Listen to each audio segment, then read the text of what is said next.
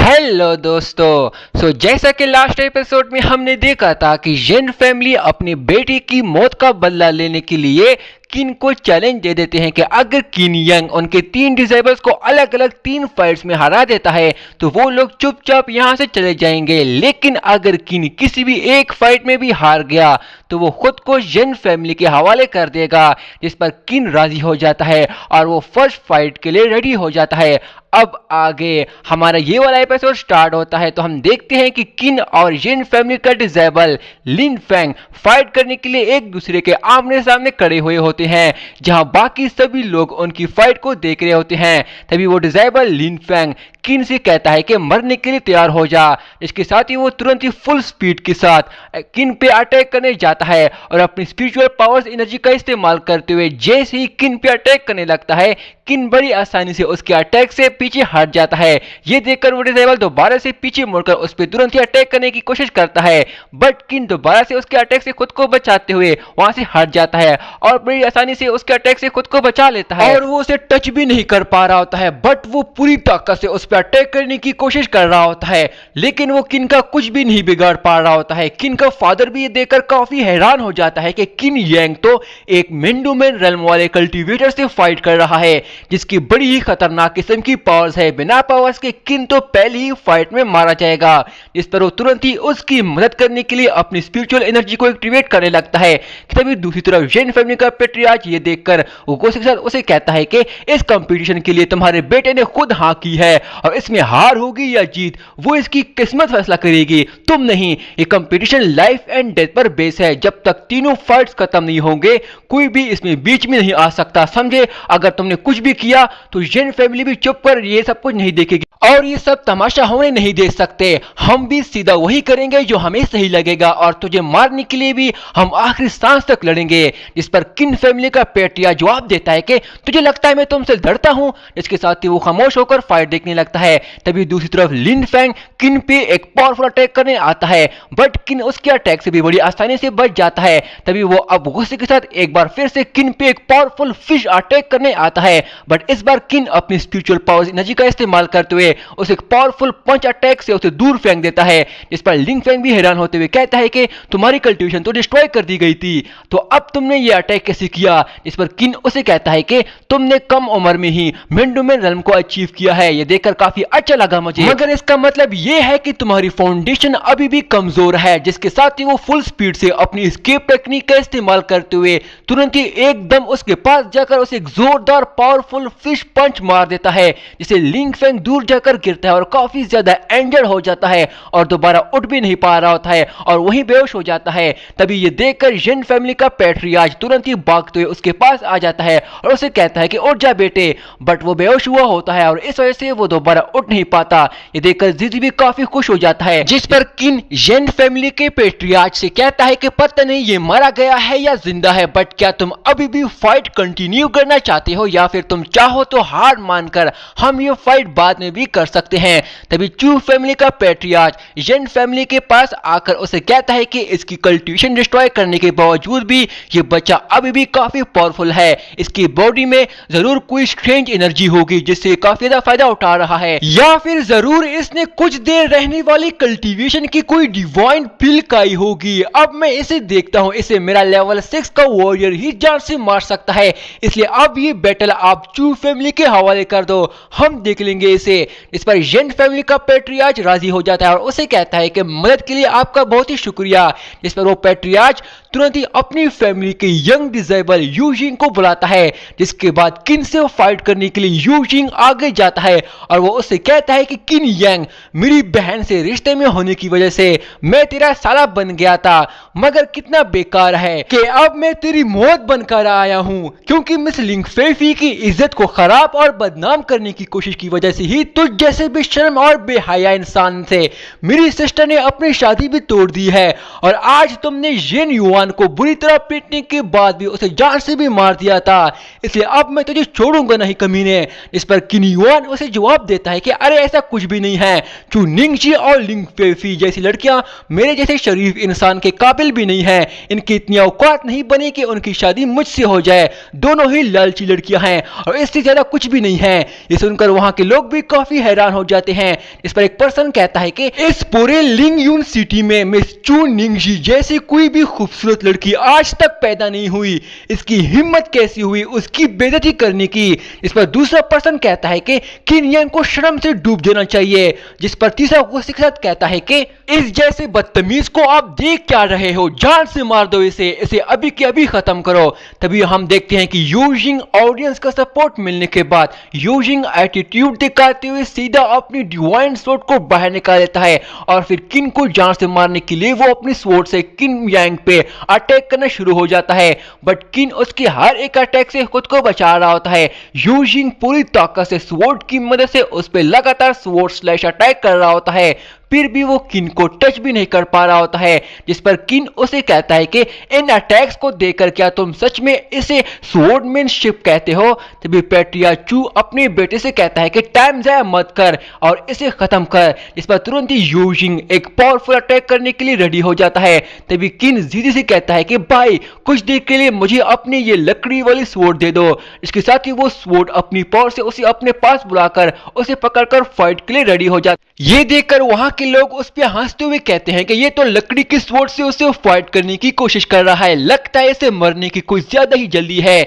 इस पर वो सभी किन का मजाक बनाने लगते हैं। तभी यूजिंग किन से कहता है कि क्या तुम मुझे इस लकड़ी की स्वॉर्ड से मारने की कोशिश करोगे। इस पर किन उसे कहता है कि क्या हुआ, अगर ये लकड़ी की स्वॉर्ड है तो तुझे मारने के लिए काफी है बेटा।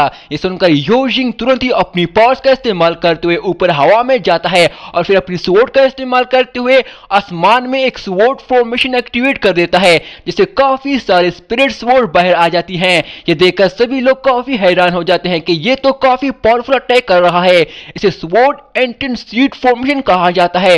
इतनी कम उम्र में ऐसे अटैक करना क्या ही लाजवाब लड़का है। वहीं उसे देखकर वहां की सभी लड़कियां उस पर काफी फिदा हो रही होती है कि ये तो हैंडसम होने के साथ काफी पावरफुल भी है और काफी टैलेंटेड भी, और वो सभी लड़कियां उसकी तरफ देखकर उसकी तारीफ कर रही होती हैं। ये देखकर जीजी भी उनकी तरफ देखकर उल्टी कर देता है। दूसरी तरफ यूजिंग अपनी स्वॉर्ड की मदद से तुरंत ही किन पे बहुत सारे स्पिरिट स्वॉर्ड से सीधा उस पर अटैक कर देता है। किन अपने पास उस अटैक को आते हुए देखकर उसे कुछ याद आ जाता है, जिस पर वो खुद से कहता है कि और सभी पिछली 9 जिंदगियों में मुझे कभी भी किसी चीज का डर नहीं लगा, ना ही मुझे किसी चीज का भी खौफ हुआ था। अगर मैं अपनी उस 4th लाइफ के बारे में कहूं तो मैं उसमें एक पेड़ के नीचे बैठा था, जहां मैं अपनी स्पिरिचुअल पावर्स की मदद से स्वॉर्डमैनशिप की टेक्निक सीख रहा था, और तब मैंने प्रैक्टिस करते हुए खुद जियो जाओ स्वॉर्ड टेक्निक क्रिएट की थी। मैं उस जिंदगी में इतना पावरफुल हो गया था कि अपनी स्वॉर्ड टेक्निक की मदद से बिना किसी को टच किए मार देता था, क्योंकि मैं उस जिंदगी में स्वॉर्ड एम्परर रेल्म का एक इमोर्टल कल्टिवेटर बन गया था, जहां उस जिंदगी के लोग मुझे किन यून स्वॉर्ड एम्परर के नाम से जानते थे।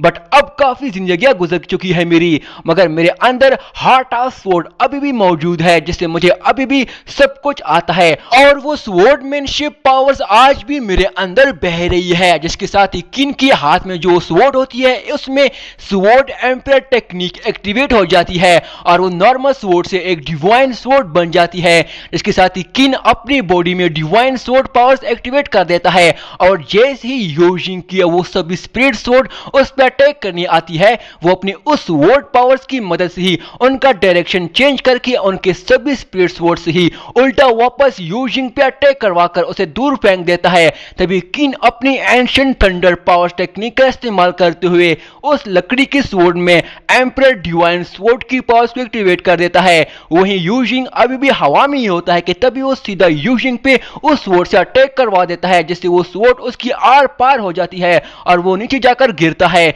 इतनी बुरी तरह जख्मी होने की वजह से उसकी बॉडी का इतनी बुरी तरह जख्मी होने की वजह से उसकी बॉडी से खून निकलना शुरू हो जाता है और वो किन से कहता है कि तुम्हारी स्वॉर्ड इतनी पावरफुल कैसे बन गई। तभी पैट्रियार्च उसके पास आकर उसे कहता है कि बेटा तुम ठीक तो हो, जिस पर वो उसे कहता है कि डैड मैं ठीक हूं, अभी मरा नहीं हूं। इसके साथ ही वो बेहोश हो जाता है। तभी दूसरी तरफ किन जीजी को उसकी अपनी स्वॉर्ड वापस कर देता है। वहीं जीजी भी उसे स्वॉर्ड लेते हुए उसे कहता है कि तुम तो काफी शक्तिशाली हो भाई, यूजिंग जिंग मैंग रेल्म के लेवल का कल्टीवेटर है, मगर तुमने उसको इस लकड़ी के स्वॉर्ड से हरा दिया, क्या बात है। वहीं दूसरी तरफ पैट्रियार्च जी चैंग को भी कुछ समझ नहीं आ रहा होता है, उसे भी कुछ समझ नहीं आ रहा होता है कि आखिर ये सब हो क्या रहा है। तभी उसका साथी उसे कहता है कि मास्टर, किन यांग की स्टारगेट हार्ट को लेने के बाद भी उसकी पावर्स में कोई भी कमी नहीं आई है। लगता है उसकी बॉडी में और कोई ब्लेजिंग कल्टिवेशन पावर्स भी मौजूद थी, हमें उससे भी छीन लेनी चाहिए थी, क्योंकि अब तो वो पहले से भी काफी ज्यादा पावरफुल बन गया है। तभी किन पैट्रियार्च चू से कहता है कि मुझे तो आपको फादर एंड लॉ कहना चाहिए था, बट तुमने अपनी लालच की वजह से अपनी बेटी और बेटे दोनों की इज्जत खाक में मिला दी है।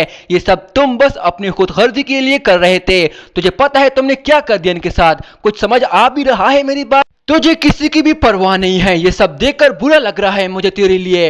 तभी बाकी दोनों पैट्रियार्च उसके पास आते हैं, उसे कहते हैं कि किन यांग हमने तुझे हल्के में लिया, लेकिन अब बस बहुत हो गया। जिस पर लिंग जी चैंग उसे कहता है कि किन यांग अब इस थर्ड गेम में लिंग फैमिली का डिसेबल तुझसे फाइट करेगा, देखता हूं तू अब कैसे बचता है।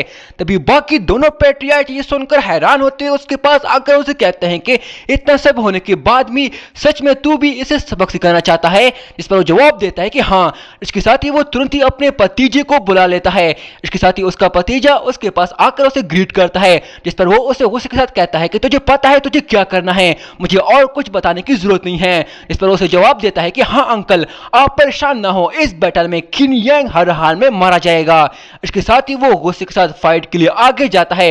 यह देखकर किन का फादर तुरंत ही गुस्से के साथ आगे बढ़कर जी चैंग से कहता है कि मैं तब भी कुछ नहीं बोला जब लिंग फेंग इस फाइट के लिए आया, और ना तब जब यू जिंग भी इस फाइट के लिए आया, मगर मैंने ये सोचा नहीं था कि तुम इतने गिरे हुए इंसान हो जिस फाइट में अब तेरा कोई लेना देना नहीं है। इवन कि तुमने तो अब अपना बदला भी ले लिया है किन यांग से, इसके बावजूद भी तुम अभी भी ऐसी घटिया हरकत कर रहे हो। तुम कितने बेशर्म हो, यहां तक कि तुम्हारा भतीजा लिंग कुन इन दोनों डिसेबल से 3 लेवल हाई है। तुझे लगता है मेरी किन फैमिली कमजोर है और आसानी से इसका मजाक बने देगी जब तुम लोग चाहो हैं? बिल्कुल गलत है ये बात। जिस पर जी चैंग उसे जवाब देता है कि लिन फेंग और यू जिंग जब फाइट कर सकते हैं तो लिंग कुन क्यों नहीं? मुझे तो लगता है कि तुम तो मेरे भतीजे को ही देखकर डर गए हो, इसलिए बेहतर यही है कि अब यहीं पे तुम सभी हमारे सामने झुककर हमसे माफी मांग लो, हम तुम लोगों को माफ कर देंगे, हम कुछ भी नहीं कहेंगे, ना ही किन यांग की बॉडी को डिस्ट्रॉय करनी पड़ेगी, ना कोई नुकसान होगा तुम लोगों का। यह सुनकर जीजी को गुस्सा आ जाता है, पर किन तुरंत ही उसे रोकता है।